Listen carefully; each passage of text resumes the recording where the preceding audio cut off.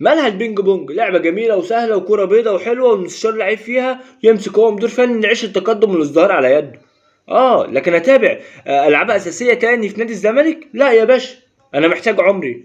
يعني انا لو جيت على كره القدم، يعني اللعبه الاولى الاساسيه انا متكحرت فيها، كاس مصر خرجت، كاس الرابطه خرجت، دوري ابطال افريقيا خرجت، كدوري انا السابع.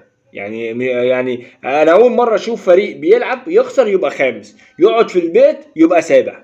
يعني انا كنت خامس وانا بقابل المصري وخسرت، قعدت يوم بقت سادس، قعدت يوم تاني بقت سابع، المره الجايه هتجيبوني منين؟ مش فاهم. يعني يا رب اقعد في المنطقه الدافئه في الدوري. ككرة قدم خلاص سيبك منها بقى، احنا كده كده متكحرتين. نروح يا باشا على كرة الطايرة. انا كده كده كنت في الطايرة عارف ان انا مستواي وحش والاهلي جامد عليا، بس عندي لعبتين تاني كنت مميز فيها، كباسكت ويد. باسكت الاهلي بقاله كام سنة كده عمال ياخد مني البساط، عمال ياخد مني البساط، ياخد مني لعيبة ومدربين.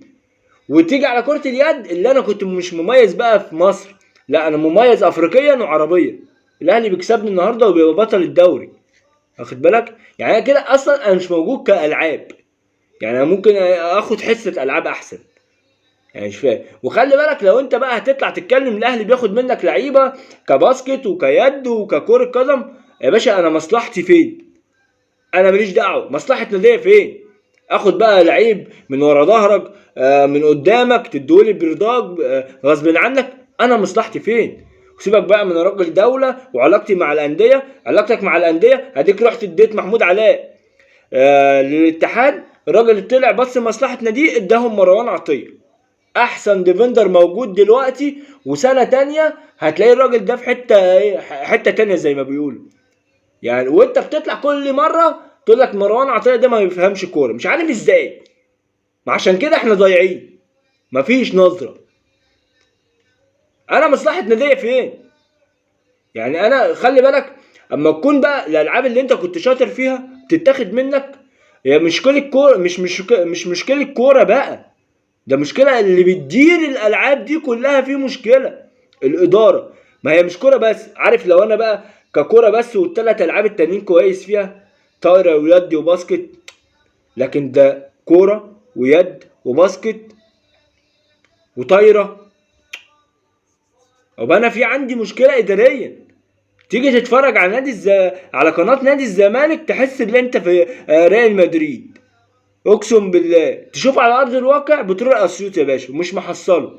يعني بعد خساره الزمالك كره اليد للزمالك الدوري، بقلب على قناه نادي الزمالك بلاقي استاذ محمد صاحب استاذ مرتضى منصور بيقول لك احنا هنعيش الازدهار والتقدم على يد المايسترو مرتضى منصور. ايه يا عم ده؟ ما هو ده اللي مودينا في ده.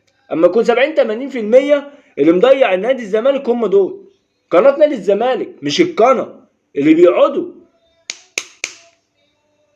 هي دي اللي مضيعه الزمالك يا جماعه، هي دي اللي مضيعه النادي. خلي بالك، خليك في ظهر النادي، دي حاجه لازمه، ودي قناه نادي فلازم تبقى في ظهرها. بس اما الاقي حاجه غلط لازم اقول، اساند، مش هطبل، مش هطلع مبرر. ما خلاص، ما انت طول ما انت مساندني وبتطلع لي مبرر ده مجال للغلط. انت كل مره انا بغلط ووحش وانت بتديني فرصه ان انا لا انت كويس، انت شايفني كويس خلاص. يعني انا طلعت من دوري ابطال افريقيا وشايفني كويس، كاس سوبر كاس مصر وشايفني كويس، خسرت كاس سوبر وشايفني كويس، كاس الرابطه وشايفني كويس، السابع في الدوري وشايفني كويس، كرة يد وشايفني كويس اللي انا كنت مميز فيها، طايره باسكت كل ده عمال يضيع من تحت ايدي كنادي الزمالك. وانت شايف الاداره كويسه واللعيبه كويسه.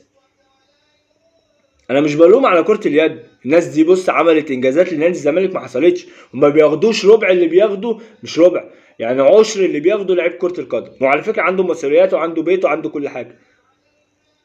يا عم انا بقولكش حاجة، بس شوف المشكلة عندك. ما انت لا بص، طول ما انت مش شايف مشكلة فانت هتفضل في الحال ده، لكن اول ما تحس ان عندك مشكلة فتبدأ تحلها تبدأ الدنيا تتصلح. احنا مش عارف اللي احنا مش بنهدم او مش بنقول عشان نادي الزمالك يقع احنا زملكاويه، ومش زملكاويه بالاسم، لا، بس احنا عندنا مشكله، وانا معترف ان عندي مشكله، ابدا احلها الاقي الزمالك بيتقدم. لكن انا مش حاسس ان عندي مشكله في كل ده، عندي كل البلاوي اللي عندي دي ومش حاسس عندي مشكله، فخلاص عمال استمر.